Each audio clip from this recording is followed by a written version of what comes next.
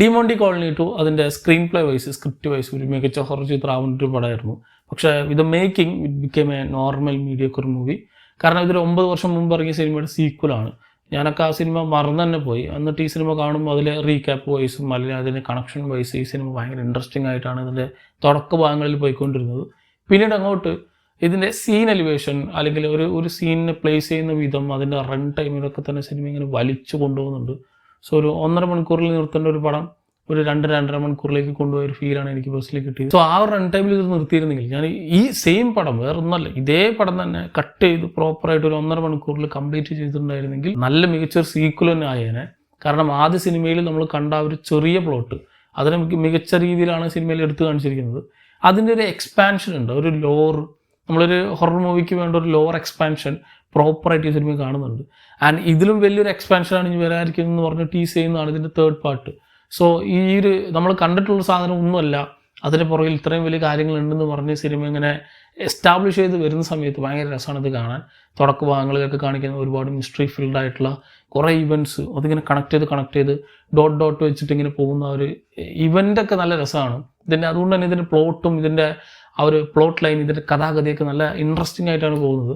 പക്ഷെ ഒരു പോയിന്റ് കഴിഞ്ഞാൽ പെർട്ടിക്കുലർലി ആ ഒരു സെക്കൻഡ് ഹാഫ് ഒക്കെ കഴിയുന്നതിന് മുമ്പ് തന്നെ അല്ലെങ്കിൽ ഒരു ഫസ്റ്റ് ഹാഫിൻ്റെ അവസാന ടൈം മുതലേ ഇതിങ്ങനെ വലിപ്പിക്കാൻ തുടങ്ങി. ഇവരൊരു റെസ്റ്റോറൻറ്റ് ഉണ്ടാക്കിയിട്ടുണ്ട്, ഒരു വലിയ ചൈനീസ് റെസ്റ്റോറൻറ്റ്. ഈ സിനിമയുടെ ഏറ്റവും കൂടുതൽ ബഡ്ജറ്റ് ഒരുപക്ഷെ ചിലവാക്കിയിട്ടുണ്ടാവും ആ ഒരു റെസ്റ്റോറൻറ്റിനകത്താണ്. കാരണം അതിലാണ് ഒട്ടുമിക്ക സീക്വൻസുകളും നടക്കുന്നത്. അത്ര നിങ്ങൾ പൈസ ഇറക്കിയിട്ടൊരു സാധനം ചെയ്തിട്ടുണ്ടെന്ന് പറഞ്ഞിട്ട് പടത്തിൻ്റെ ഒരു പകുതി മുക്കാൽ ഭാഗം അതിനകത്ത് തന്നെ വെച്ച് നമ്മളിട്ട് വലിപ്പിക്കുക എന്ന് പറഞ്ഞൊരു മോഡാണ് ഇവർ ചെയ്തിട്ടുള്ളത്. ഇപ്പോൾ പറയുകയാണെങ്കിൽ കഴിഞ്ഞ പാർട്ടിൽ അവർ ചെറിയ വീട്ടിനകത്തായിരുന്നു ഈ കഥ മുഴുവൻ നടന്നത്. അതേപോലെ തന്നെയാണ് ഈ റെസ്റ്റോറൻറ്റ് ഇവർ കണക്കാക്കിയിട്ടുള്ളത്. കുറച്ചും കൂടി വൈഡർ സ്പേസ് ആണ്, അവിടെ കുറേ കൂടി കാര്യങ്ങൾ അവർക്ക് കാണിക്കാനുണ്ട്. പക്ഷേ ആ സാധനങ്ങൾ അല്ലെങ്കിൽ ഒരു പർട്ടിക്കുലർ സീൻ ഒരു 5 മിനിറ്റിൽ ഇവർ സ്ട്രെച്ച് ചെയ്ത് കാണിക്കുന്ന സാധനം 1 മിനിറ്റിനേ ഉള്ളൂ. സോ അങ്ങനത്തെ കുറേ സീക്വൻസുകൾ അടുപ്പിച്ച് വരുമ്പോൾ നമുക്ക് ലാഗ് അടിക്കാൻ തുടങ്ങും. എനിക്ക് സെക്കൻഡ് ഹാഫിലൊക്കെ കുറേ സമയത്ത് ഉറക്കം വരാൻ തുടങ്ങി. കാരണം ഇത് നമുക്ക് പ്രഡിക്റ്റബിൾ ആണ് ചില സാധനങ്ങളൊക്കെ. ഓക്കെ, ഇന്നതായിരിക്കും നടക്കാൻ പോവുക, ആ സീനൊന്ന് കാണിച്ച് തൊലയോടെ വന്നിട്ടാണ് നമുക്ക് അടുത്ത സീൻ കാണാൻ എന്നുള്ളൊരു മൂഡിലേക്ക് ചില നേരത്തേക്ക് എത്തിപ്പോകുന്നുണ്ട്. സോ ആ രീതിക്ക് ഇത് വലിപ്പിച്ചത് കൊണ്ടാണ് എനിക്ക് ഇങ്ങനെ ഒരു ഫീൽ കിട്ടിയത്. അല്ലെങ്കിൽ ഒരു പക്ഷേ ഞാൻ ഈ പറഞ്ഞ പോലെ ഭയങ്കര എൻഗേജിങ് ആയിട്ടാണ് ഞാൻ തുടക്ക ഭാഗങ്ങളിൽ കണ്ടുകൊണ്ട് തന്നെ ആ ഒരു ഇൻ്റർവെല്ലിന് മുമ്പുള്ള ഒരു സീക്വൻസ് വരെ നിർത്തിയിട്ടുള്ള ഈ ഒരു കഥ പിന്നീട് അങ്ങോട്ട് ഇൻട്രസ്റ്റിംഗ് ആവുന്നു ഇതിന് അവസാനത്തെ ആ ഒരു തേർഡ് പോർഷന് വേണ്ടിയിട്ടുള്ള ഒരു ടീസിങ് കൊടുക്കുമ്പോഴാണ്.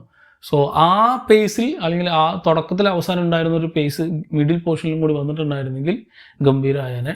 പക്ഷെ സ്റ്റിൽ വേണമെങ്കിൽ ഒരു വട്ടം ഒന്ന് കണ്ടിരിക്കാൻ പറ്റുന്ന ആ ഒരു ലോവർ എക്സ്പെൻഷൻ എനിക്ക് ഭയങ്കര ഇഷ്ടമായി. കാരണം ഇതിനു മുമ്പ് അല്ലെങ്കിൽ ഇതേപോലെ തന്നെ ഇറങ്ങുന്ന മറ്റ് തമിഴ് ഹൊറർ ചിത്രങ്ങൾ നമുക്ക് ഒരുപാട് അറിയാം, ഫ്രാഞ്ചൈസികളായിട്ട് പുറത്തിറങ്ങുന്നത്. മോശമൊന്നുമല്ല. ഇപ്പോൾ കാഞ്ചന, അരൺമണി, പിന്നെ അങ്ങനത്തെ കുറേ ഉണ്ടല്ലോ. ഇതിലൊക്കെ തന്നെ സ്റ്റാൻഡ് അലോൺ സീക്വൻസുകളായിരിക്കും, പഴയ സീക്വൻസുമായിട്ട് യാതൊരു കണക്ഷനും ഉണ്ടാവില്ല. വെറുതെ ജസ്റ്റ് ഒരു പുതിയ കുറേ ക്യാരക്ടേഴ്സിനെ കൊണ്ട് വെച്ചിട്ടുണ്ടാകും, അത് അതേ ആക്ടേഴ്സ് തന്നെ, എന്നിട്ട് അവർ വെച്ചിട്ട് വേറൊരു കഥ. സോ അതിപ്പോൾ അരൺമന 4-ൻ്റെയോ 5-ൻ്റെയോ ഒക്കെ അവസ്ഥ നമ്മൾ കണ്ടതാണ്, എന്താ അവസ്ഥ എന്നുള്ളത്. അതേപോലെ അല്ല ഈ ഒരു പടം. അതൊക്കെ വെച്ച് നോക്കുമ്പോൾ ഇത് ഇങ്ങനെ എടുത്ത് മാറ്റി വെക്കാൻ പറ്റുന്നൊരു കഥയുണ്ട് ഈ സിനിമയ്ക്ക്. കാരണം ഫസ്റ്റ് പാർട്ടായിട്ട് എങ്ങനെ കണക്ട് ചെയ്യണം, എങ്ങനെ പ്രോപ്പറായിട്ടും സീക്വൽ ഉണ്ടാക്കണമെന്ന് എഴുതിയിട്ടുള്ളൊരു സാധനമാണ്. സോ അതിന് പാരലി നടക്കുന്ന കാര്യങ്ങൾ, ദെൻ നോൺ ലിനിയർ ആയിട്ട് നടക്കുന്ന കുറേ കാര്യങ്ങളൊക്കെ തന്നെ ബ്ലെൻഡ് ചെയ്തിട്ടാണ് ഇതിൻ്റെ സ്ക്രീൻ പ്ലേ ചെയ്തിട്ടുള്ളത്. പക്ഷേ ഈ പടം ഉണ്ടാക്കി വന്ന സമയത്ത് അത് സ്ട്രെച്ചായി പോയി എന്നുള്ളത് മാത്രമാണ് ഈ സിനിമയുടെ പ്രശ്നം. സോ ആ ഒരു കഥ കാണാൻ വേണ്ടിയിട്ട് അല്ലെങ്കിൽ ഇതിൻ്റെ ആ ഒരു വേൾഡ് എക്സ്പാൻഷൻ കാണാൻ വേണ്ടിയിട്ട് വേണമെങ്കിൽ ഒരു വട്ടം ഒന്ന് കണ്ടുനോക്കാൻ പറ്റുന്നൊരു മൂവിയാണ്. സ്റ്റിൽ ചിലപ്പോൾ നിങ്ങൾ OTT-യിലൊക്കെ കാണുകയാണെങ്കിൽ ഈ സിനിമ കുറച്ചും കൂടി ചിലപ്പോൾ ഇഷ്ടമുണ്ടാവും. കാരണം നിങ്ങൾ അടിച്ചുവിട്ട് കാണുമ്പോൾ ഒരു സീൻ കാണുമ്പോൾ അറിയാം ഓക്കെ അടുത്തെന്താണ് നടക്കാൻ പോകുന്നത്. സോ അത് അടിച്ചു വിടുമ്പോഴേക്കും അടുത്ത സീൻ വരുന്നുണ്ടാവും. സോ ആ രീതിക്കാണ് ഇതുള്ളത്. പക്ഷേ തിയേറ്ററിൽ കുറച്ച് ക്ഷമ വേണം ഇത് കാണാൻ, പ്രത്യേകിച്ച് ഇതിൻ്റെ സെക്കൻഡ് ഹാഫൊക്കെ. അതുകൊണ്ട് തന്നെ എൻ്റെ അഭിപ്രായത്തിൽ നല്ലൊരു അറ്റംപ്റ്റ് ആയിരുന്നു. പക്ഷേ ഒരു ആവറേജ് ലെവലിലേക്ക് എത്തിയൊരു പടമാണ് ഡിമോണ്ടി കോളനി ടു. ആദ്യ പാട്ട് നിങ്ങൾക്ക് ഇഷ്ടമായിട്ടുണ്ടെങ്കിൽ അല്ലെങ്കിൽ അതിൻ്റെ കഥ ഇഷ്ടമായിട്ടുണ്ടെങ്കിൽ അതിന് ബാക്കി അറിയണമെന്ന് ആഗ്രഹം ഉണ്ടെങ്കിൽ തീർച്ചയായിട്ടും സെക്കൻഡ് പാർട്ട് ഒരു വട്ടം ഒന്ന് കണ്ടുവെക്കാം. ആൻഡ് തേർഡ് പാർട്ടും ഇതേപോലെ തന്നെ ഇതിൻ്റെ പ്രശ്നങ്ങളൊക്കെ പരിഹരിച്ച് കുറച്ചും കൂടി ഇൻട്രസ്റ്റിംഗ് ആയിട്ടുള്ളൊരു പ്ലോട്ട് ഉണ്ട് ഇതിന്.